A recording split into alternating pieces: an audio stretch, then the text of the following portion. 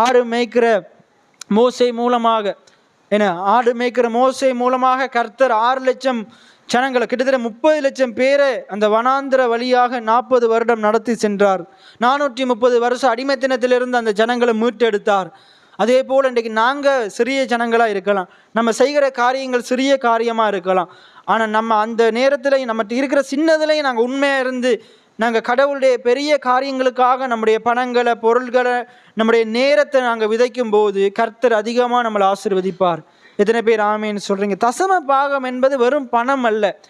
இன்றைக்கி நீங்கள் எம்பளப்புக்குள்ளே வச்சு ஒரு 1000 ரூபாய் நீங்கள் மாதம் உங்களுக்கு 10,000 வருது, 1000 ரூபா கொடுக்குறீங்க. நீங்கள் 1000 ரூபாயை கொடுக்கும்போது நீங்கள் வெறும் பணத்தை மட்டும் கொடுக்கலை, அந்த பணத்தை சம்பாதிக்கிறதுக்கு நீங்கள் கிட்டத்தட்ட 8 மணித்தியாலம் என்ன செய்கிறீங்க? உங்களுடைய வேலை ஸ்தலத்தில் உங்களுடைய நேரத்தை செலவழிக்கிறீங்க, உங்களுடைய வியர்வையை செலவழிக்கிறீங்க.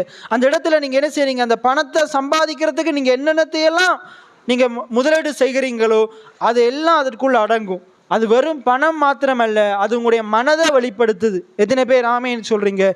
நான் கடவுளை கனப்படுத்துறதை வெளிப்படுத்துது, கடவுளை விசுவாசிக்கிறத வெளிப்படுத்துது.